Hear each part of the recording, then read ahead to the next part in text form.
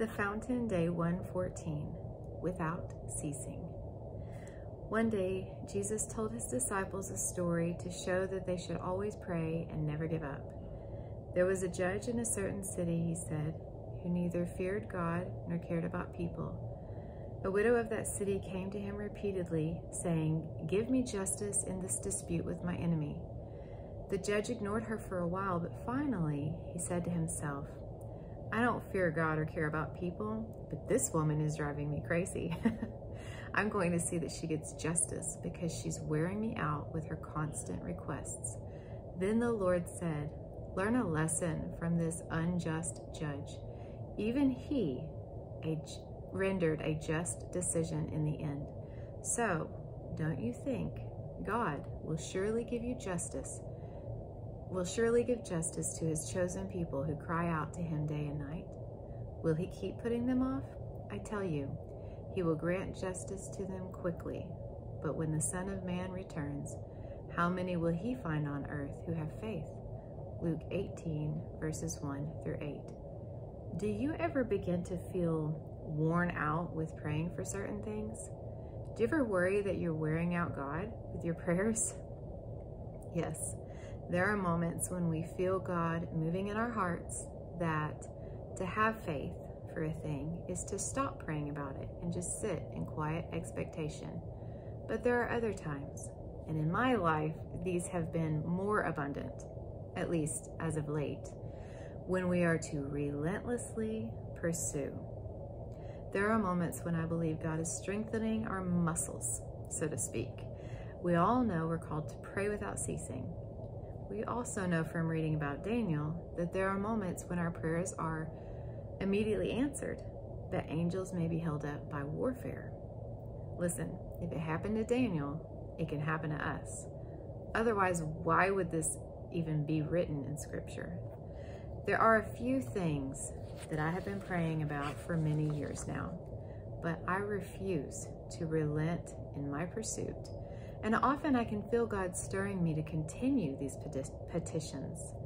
Because I can feel God reminding me to continue pressing in through prayer, I will. While we may never know what is really going on during these instances, we can rest assured that if God moves in us to continue to press in through prayer, then the only answer is yes. Years ago, I had a certain thing I had prayed about for a long time. One day in my frustration, I told God, "I've been praying for this for 10 years, God. That's a decade." He immediately replied, "Oh, is that all?" In a moment of correction, I realized that my entitled attitude was a real problem. What is time to God? He is infinite. And he certainly was doing a lot in my life at the time, as well as others involved. Some things just take time.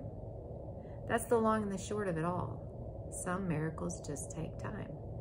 But wouldn't you know it, he did answer that very prayer shortly after our exchange. What a glorious answer it was, and I am still basking in the beauty and the wonder of his hand moving in our situation. It was life-altering. Other times, I've known God was asking me to lay something down and stop interceding for it. In these moments, again, I don't have to know why he's asking me to lay it down. All I need to do is obey. Several times I have really felt God lift off of a request.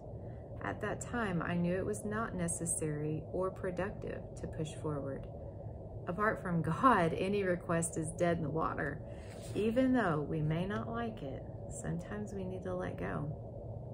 In those times, I've seen that what he is doing is letting it go to seed. When a request goes to seed, you can rest assured that the answer is being compounded.